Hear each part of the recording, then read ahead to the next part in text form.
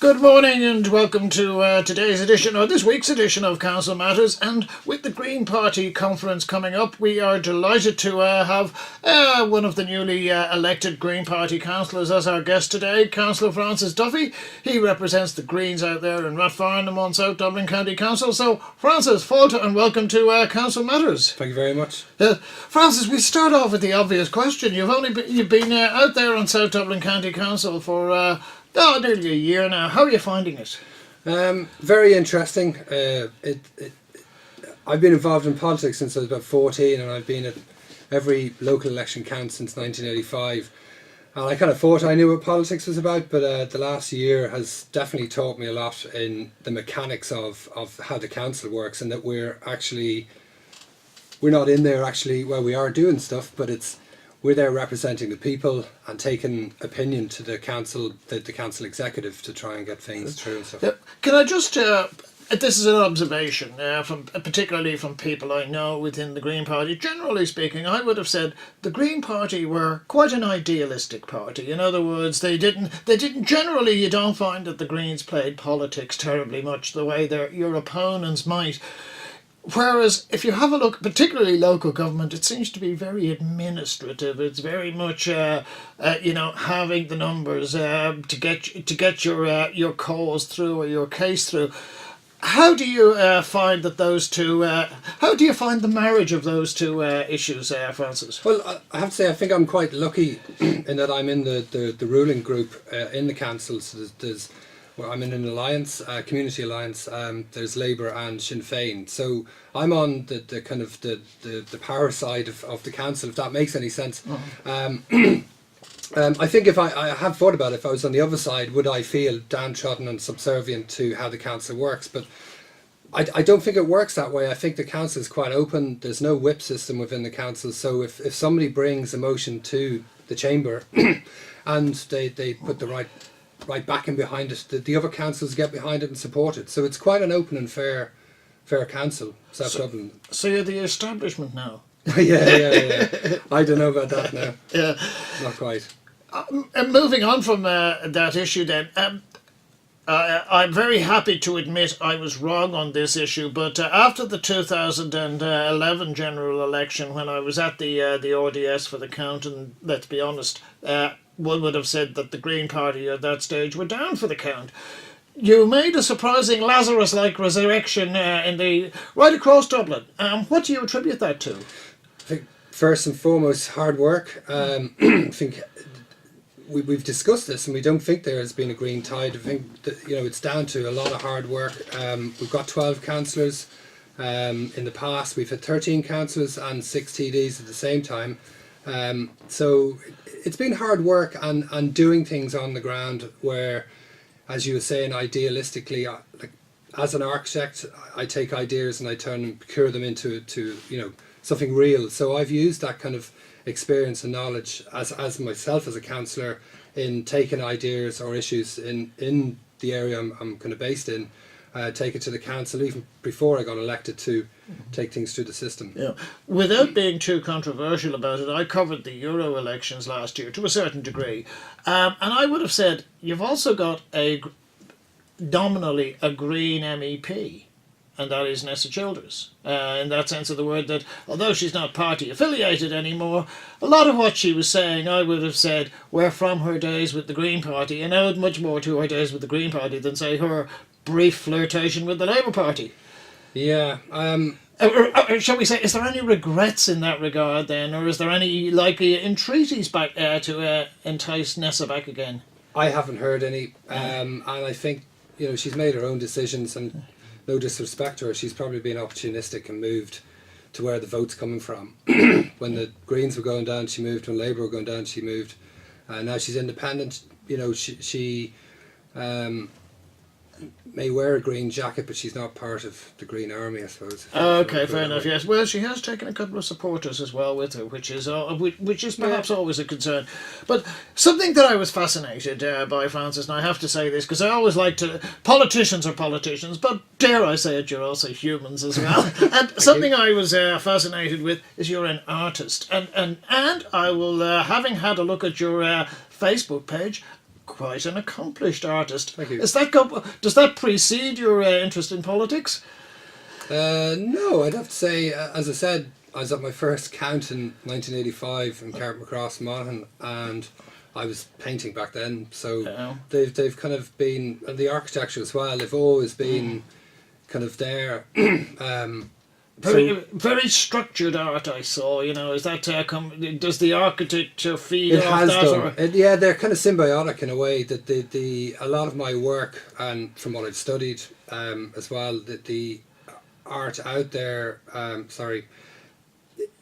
it's constructed. Like it is constructed, and I would have learned the abstract kind of work I've done from my architecture, that you have a theme.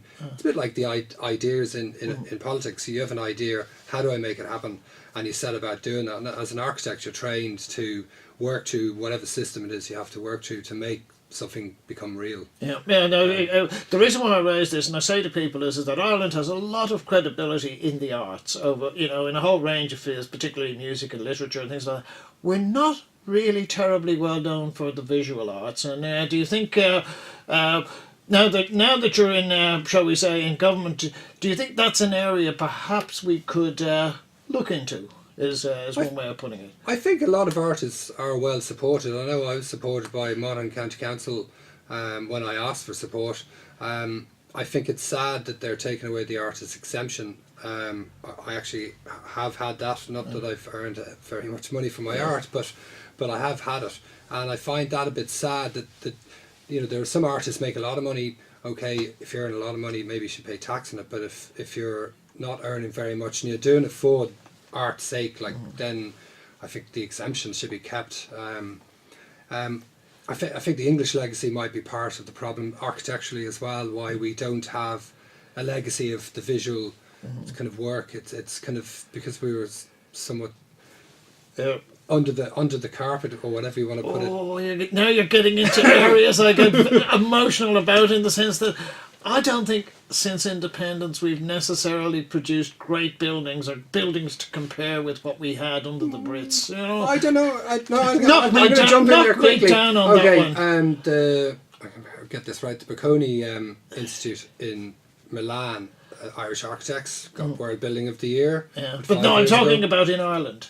Well, I put it this way. What are great buildings here? What are the great buildings here? Since independence. In the modern, Lazarus, the Berkeley Library.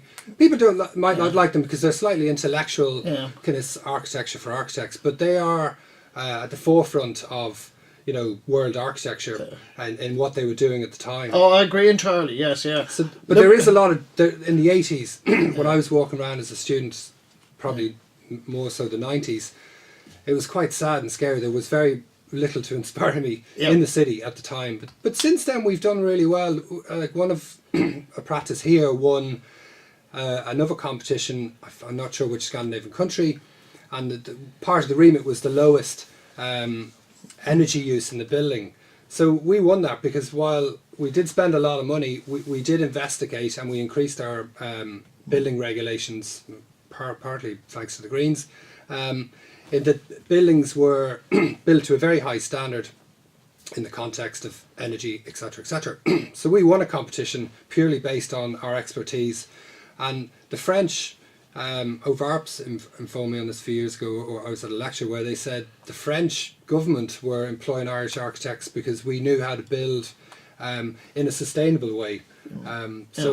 But I have great respect for the people in the profession. Can I just mention one firm of architects? Okay, please do. The Blackmamar. If you look at their work, it's beautiful work. The Beckett Theatre in Trinity, the Wooden Building in Temple Bar, and various other buildings. Like they're an amazing. And there are quite a few others. So we are there. Okay, I want to move on to one, and this is one of the reasons why I raised the issue of your art, because your art, what I read about was an exhibition you were involved with, or a project you were involved with, called 1916 Women Rising Up. And I looked at the brief for that, in the sense, or looked at the blurb that they put out, and one name was notable by an absence. Now, you did this 10 years ago, in 2006, was it, I believe? Thereabouts, yeah. Yeah, and one name was noticeable by an absence, and that was Rosie Hackett. Now, what I thought to myself, this has always been what I said, is that Rosie Hackett, lovely woman I'm sure, but she probably was not the most deserving, but she got a political nomination for it. What I'm more interested in is, with 2016 coming up, I was around in 1966 and I always said it was incredibly partisan. It was an unfortunate way to commemorate the 50th anniversary. As a Green, which is quite a different, shall we say, encompasses quite different traditions to maybe some of the political parties you're associated with.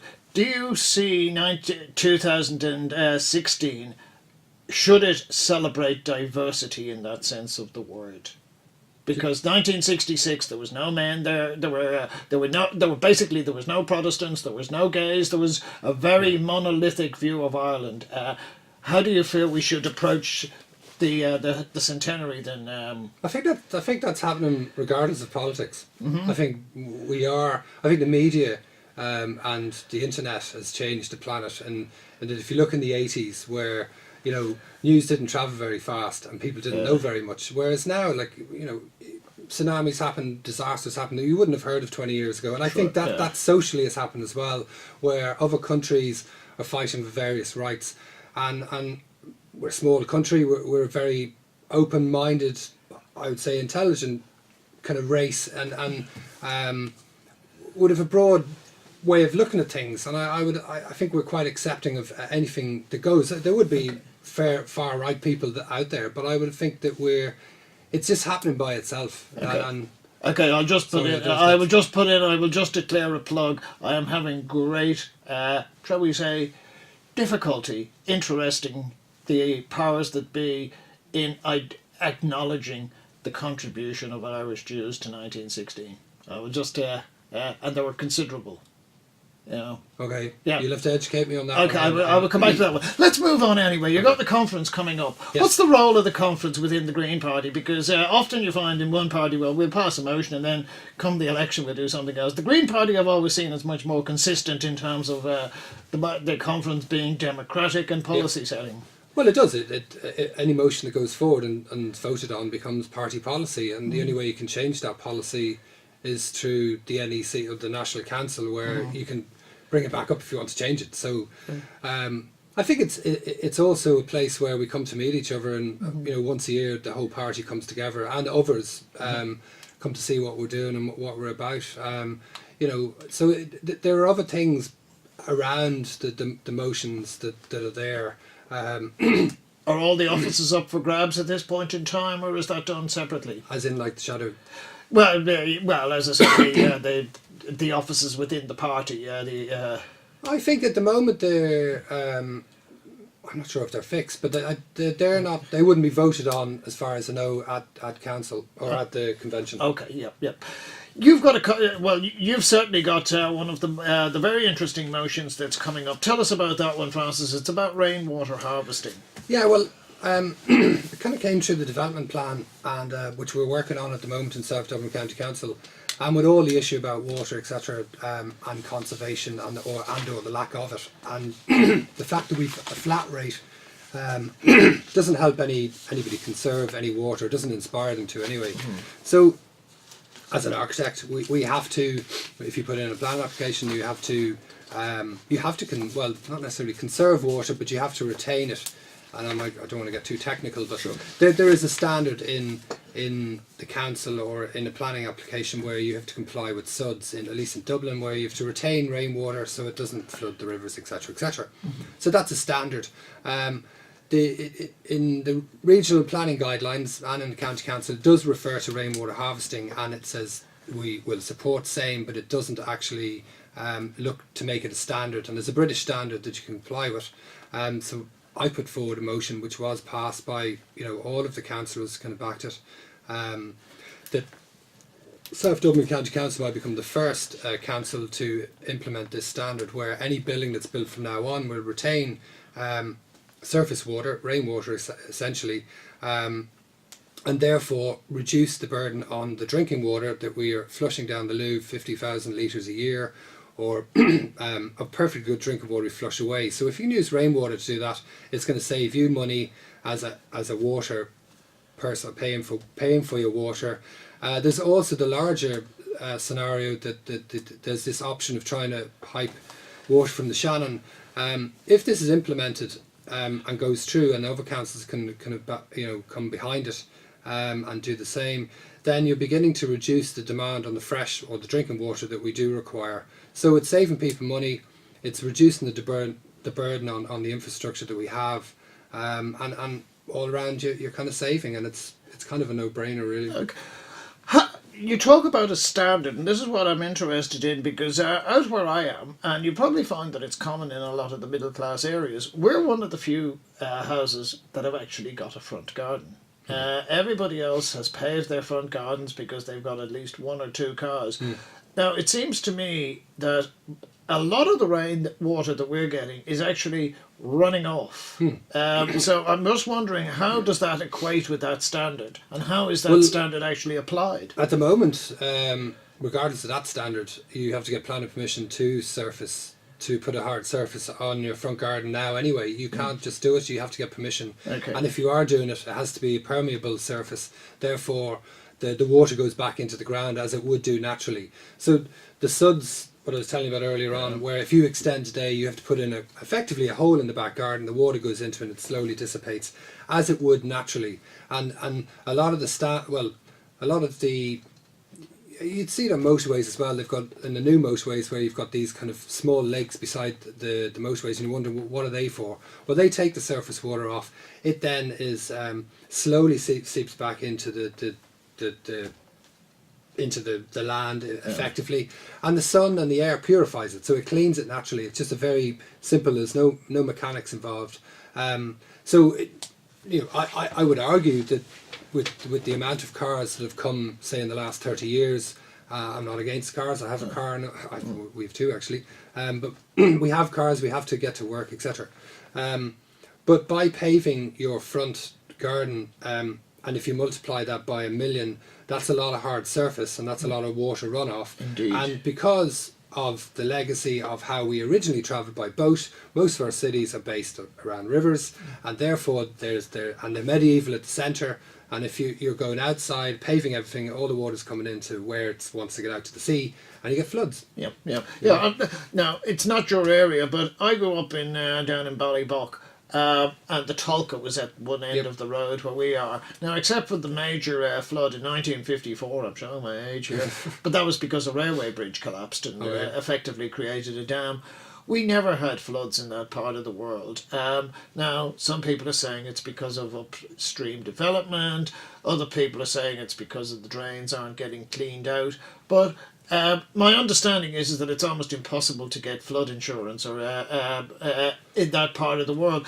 As an architect, do you have any thoughts about how that situation might come about? Because, as I say, we lived down there until the early 70s, from the 50s. And no flooding. No flooding at all. I do not remember any flooding. It's upstream. I believe it's upstream. And if you're not, when you're developing, if anybody's developing, you need to put in SUDs, which is called Sustainable Urban Drainage Systems, which basically replicates nature. So you're taking your rainwater. So if you kind of take a field, you develop 10 houses on it, so you've taken up half the area of the field, so you need to replicate that half area where it retains the water and then slowly lets it back into the system. But what has happened is that hasn't happened, and they've just built and let the water go straight into the drains. Therefore, when it rains, and if there is quite a big shower or storm, then your rivers it can't take that capacity. You could argue similar, and again, I've nothing against farming, but a lot of the land in the country, if you look at the whole country, has been drained for farming, which is a good thing. But by draining the land, and most of Ireland was a wetland, and there are maps to show that we've decreased by a huge amount, of what was wet bogland type thing to dry land. That means when it does rain now, the water goes straight off into your rivers. And look at the Shannon, or not the Shannon, the Lee, sorry. Or was it the Lee? Whatever. Yes, it was. it is. Yeah, it is the Lee in Cork. In the problem they had, and the fact is, if you look at old maps of Cork, I'm going way off on one now. If you look at old maps of Cork, you can see the ships, all the streets were rivers. It was like Venice, and there's big ships with sails, sailing up and down the streets. They've kind of paved in the majority of that. You've now got 2 islands within the river, and therefore you've condensed. If you narrow a river course, it's going to speed up, and if you're draining everything, then there's your problem. There are systems. The Cllr, I think the Cllr Valley on Finglas, they've an ICW. It's called an integrated constructed wetland. Yeah. So you've got the wetland system by nature. There are designers, South Dublin engineers, Dan Doody in Monaghan County Council, Richard Harrington down in Waterford, that have this thing where they've created these integrated constructed wetlands. There's one in Cabinteely as well. Now they're dealing with the surface water. That's the problem, say, in the Cllr, where they're trying to retain water and let it drain back slowly into the system. So there are mechanisms. To a certain degree, you've actually you've almost confirmed what I've always thought, but people have denied, that when I was growing up around here, there was a much wider outlet for the Cllr estuary to go in, and then they filled in certain areas there to create East Point. The City Council have suggested, is the way I would put it, that has no impact. I think it perhaps does. But anyway, moving along, the issue that I was quite interested in, and people are thinking, well, that Francis Duffy's got a great idea there. How will that help with our water charges? Does water harvesting on a, shall we say, on a domestic level, on the surface of it, it sounds great. I will not have to pay too much water charges because I'll capture the rainwater and recycle it through my house. Is that an option, really, Francis? It is an option. If it's incorporated into the building from when you build it, you're talking between €2,000 to €4,000 to incorporate a system. I actually thought this was coming. I thought if the government had have made it, you pay for what you use, then these systems, and I know other experts they were going to get on the game where there would be systems developed, and you go to Woody's, get your system. Okay, you need a plumber, etc., to put it in, and they are being done. That has been retrofitted, but you're going to save up to 50,000 litres of water a year. Now, there's a very small charge on a litre of water, but you're going to save money, on your bill, and I think where it goes backwards is if the government, or whatever the company is, I think it shouldn't be a company, if the government then are managing the water service that we have, then there's going to be less cost on them because they don't have to produce as much drinking water. Okay. So there's a kind of all round. There's a win-win in it. Well, look, I don't know. God knows how much it's going to cost to pump water from the Shannon. That's just going to be a crazy thing. Okay, let's move along. The other issue that we're very interested in is going to come up at your conferences. Another one that's near and dear to my heart is Derelict Sites. Now, I don't know what the situation is in the suburbs, although we have a few out in Clontarf for some time, but the city is just littered with them, and they have. It's not like they're recent; they have been there for quite some time. What's the proposal there, Francis? Because is the situation at the moment that the authorities do not have the power to deal with it, or are they just are reluctant to deal with it? I've never quite been able to determine that. I remember this from the 90s, from studying in college and doing professional lectures in law, and the Derelict Sites Act that came in that was going to levy people for sites, and I never really heard much about it. And I'm not sure whether or not the councils have the teeth to actually go after these people, or whoever it is. I'm not sure exactly who'd be chasing them up, but they're sitting there, and I've read through the motion, and there's lots of properties there, and they're sitting there. The owners are not doing anything about it.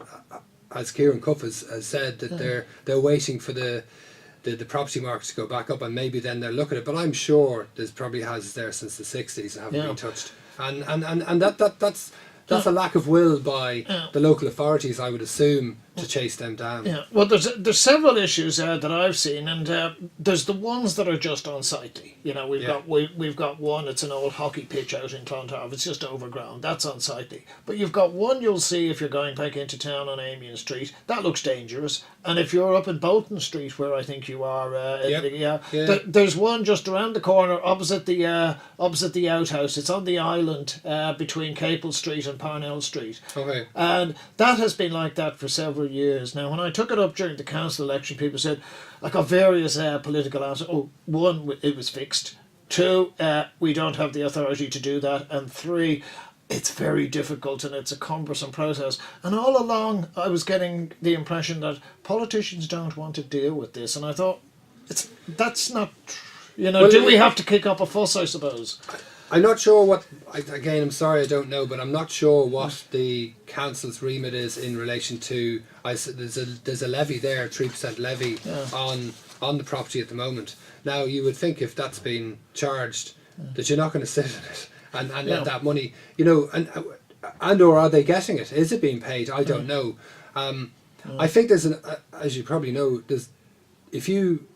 we've had discussions on a different matter in the council about dealing with landlords, and the problem with landlords is they're going to take you to court, and that's going to cost the council money. And there's an issue there, I think, of how our legal system works, and if you go chasing people, and I'm not trying to. Maybe it sounds like I am trying. No. I'm just wondering, will your motion in effect dramatically change that? I suppose at the. Well, I think the reply from the department, Kelly, has said that they're going to increase the levy by 1% a year up to not exceeding 6% of the market valuation of the site. So I think from Kieran Cuff's motion into the council, and that then got on to the minister, they are going to increase at least the levy up to 6% to encourage people to do something with it. Yeah. It was 10%, I think, back in the 90s. Like a lot of things, you can have good regulation, but they need to be enforced. Well, look, at least the issue is being raised by the Green Party, which I think is very commendable. We look forward to hearing about how it pans out. In the meantime, I just want to say thanks to Zia on the desk, and Sean Brophy will be coming up. Thanks to Francis Duffy. I'm Mick Fitz. Be back in a week's time. Thank you, Mick.